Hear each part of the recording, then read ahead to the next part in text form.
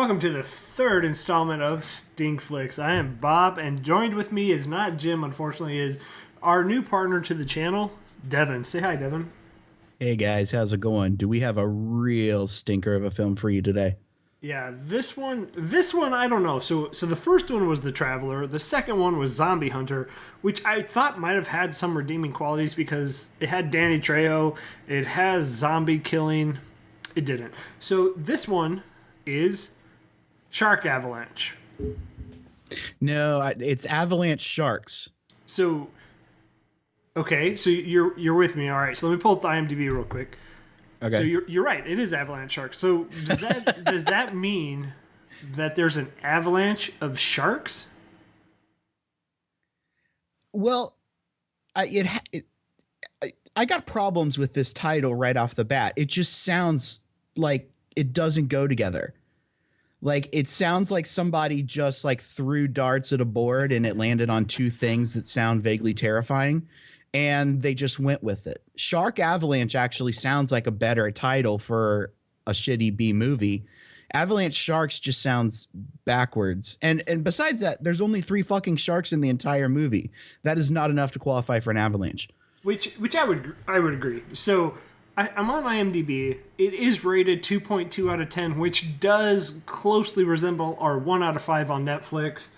And this does absolutely meet that 1-star review that we were talking about. But Devin, I'm reading the synopsis here, and help me understand this because I don't remember this being a point in any part of the goddamn movie. But so the synopsis is well, not the synopsis, maybe a quick tagline. Avalanche Sharks tells the story of a bikini contest that turns into a horrifying affair when it is hit by a shark avalanche. Okay. What? Well, number one, there's no bikini contest. There are lots of women in bikinis, but nobody is being judged on their bikinis or their bodies in their bikinis. Well, I was judging them. Mentally. Oh, I was too. Yeah, I mean, let's be honest. There's only like 2 reasons to watch these crappy B movies anyway, and the ladies in bikinis is definitely one of them. So one thing I'm kind of disappointed about in a movie like this, the only thing that can keep it afloat is if it actually showed boob. Okay, it didn't. So to my realization right now, while we're doing this review, it's a TV movie. So a TV movie, they're not going to show it. So I'm sitting here waiting the entire movie, like, hey, maybe there's some upside to this, but there's not. There is absolutely zero upside to this. The characters make no sense. Nobody even thinks about what they're doing or what they're saying. A lot of the jokes fall on like the 13-year-old sexual side of things. Well, I mean, it opens up. None of them hit. Right. No, it opens up with a line. Is it just me or does this sign give me a hard on? I wrote that down. What the fuck does that mean? I wrote signs give him a hard on. WTF. So well, and let's stretch this out further. They're your stereotypical stoners. Like, I don't think there is such a thing as that stereotypical stoner since like the 90s. Right. But, you know, somehow this movie from 2014, 2 years ago, found a way to get, you know, guys that look like they walk off the set of like How High or something like that. No, I absolutely agree. Okay, so let's give a quick synopsis of this. So from what I can best surmise is some Nazi-looking guy, so skin-headed white dude with tattoos. I probably had a Nazi one hanging out in there somewhere. I'm not trying to stereotype, but it's kind of what it looked like, and I apologize to anybody out there who may look like this guy, or if this is your guy and you're listening to it, I'm sorry. But he shoots dynamite up the hill for no reason, not ever explained, and he knocks over some totems. So this is what awakens Schnookum. Shookum. Oh my God. Oh, that name. Okay, keep going. So Shookum, right, is the demon shark of the mountain, as the crazy old coot says. And so then it eats one of the guy's brothers, which is the stoner friend, and then one guy dies by getting impaled in a tree. So, which has no relevance to the sharks, but he died. So the crazy old guy sees the sharks, he's like, they're back! And he comes down to try and warn this bikini contest. It's not a contest. There's no judges. There's just women in bikinis, which doesn't really have any, impact other than women being in bikinis for TV. And because everybody likes to ski in bikinis. Right. I mean, in the middle of winter or maybe Colorado somewhere, I think that's where they're at. I don't know if it actually said, but I'm pretty sure it's Colorado. And they do say that they're on spring break, so I would assume it's something like Colorado or New Mexico right. or something like that. Right. So so they're skiing on spring break in their bikinis, and then they all start to die. So finally, they all kind of die and go away. Nobody really pays attention. One lady dies while sitting in the hot tub. A shark comes up through the hot tub, eats the lady. The water doesn't turn red. The water doesn't drain out because somehow this ghost shark comes through the hot tub and materializes half of its body above the hot tub, but the other half doesn't penetrate. I'm still confused. But anyway, so they all kind of die and get killed off. And then, so Devin, there was one girl that gets ripped in half, but the visual effects are so bad that you can I know it's what you mean. You can see her moving under the snow that they kind of packed her in, but you see the snow moving where her legs are. Yeah, and actually that's my favorite sequence in this entire movie because it's a guy and his girlfriend and they're out walking. The guy doesn't want to be on a hike and the girlfriend's like, if you can follow me over here or whatever, if you'll just walk with me, maybe I'll give you some sex or whatever. And when she dies, she gets cut in half. The boyfriend just stands there blankly. He doesn't scream or show any kind of emotion. And then he just turns around and starts jogging away. Like not even running. And that's a funny thing. Nobody runs in this movie. Everyone looks like mall walkers. Nobody is like scared to death of whatever these schnookum ice sharks are. They're all mall walking, checking their pulses, put on their headbands. Like nobody seems scared of anything in this movie. So, and I absolutely agree. There are a multitude of things that are just bad. So again, who skis in bikinis? The visual effects are terrible. There's at one point a guy who's using a snowblower on the mountain, maybe to get some fresh snow. I don't know what he's doing, but he gets eaten, and then the snowblower, which if you think about how a snowblower works, the snow comes in from the front. The guys behind it gets eaten.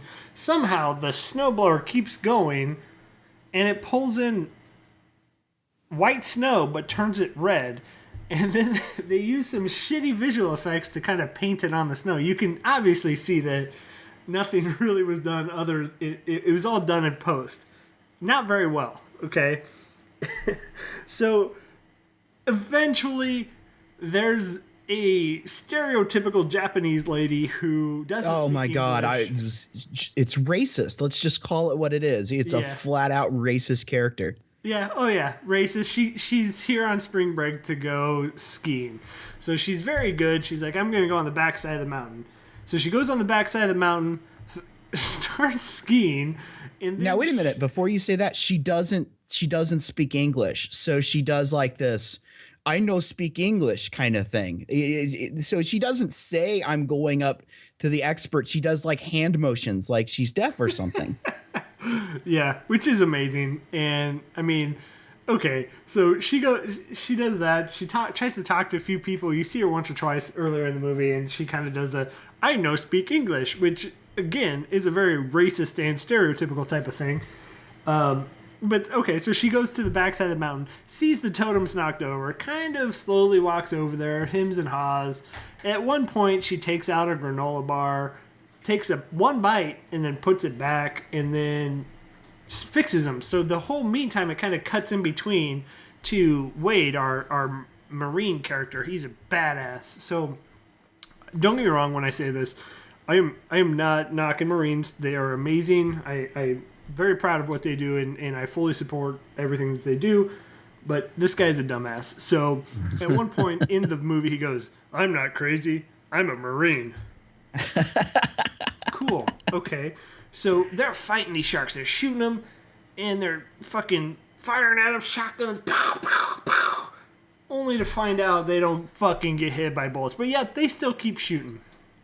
So, needless to say, she fixes the totems, sharks go away, and that's the end of the movie. So it was it's really funny too, because she's not with this group. She's just a random person who happens to be at the ski resort with them. She's not friends with them. She never sees the sharks. She has no idea what's going on. She's completely clueless that anything's happening because she doesn't speak English and she hasn't heard the announcements that there's like shit going down. Right. So her being up there with the totems has nothing to do with the storyline of the people getting hunted by the sharks. It's like, there's no climax to this film. It's just a wet fart of an ending. Yeah. And so Mr. Marine badass guy he saves the girl, saves the day, but he didn't. And so that's end of movie. It was an hour and 22 minutes of terrible. The start to finish, it was just bad. So here are my cons of the movie. It had a bad story, had bad actors. The only reason they wrote that it was a bikini contest was to be able to have women in bikini to make this somewhat more of an attractive movie. In the ending, just as you said it, there was fucking no climax, and it was just all coincidence, and this guy fucking lucks out by this stereotypical Asian fixing totems. Yeah, I don't have any pros to this film. I love a good B movie, but you have to kind of come in and say, we might be making a B movie, but we're going to make the best goddamn B movie we can make. And in good B movies, that shows. This movie, nobody came in thinking we're going to make a good B movie. This was paycheck cashing all around. And like you said, the acting's horrible, but even if the acting was good, they're horrible people. There isn't one person in this movie that I could get behind and be like, okay, this is the character I'm hoping makes it out of this alive. They're all terrible people. Okay.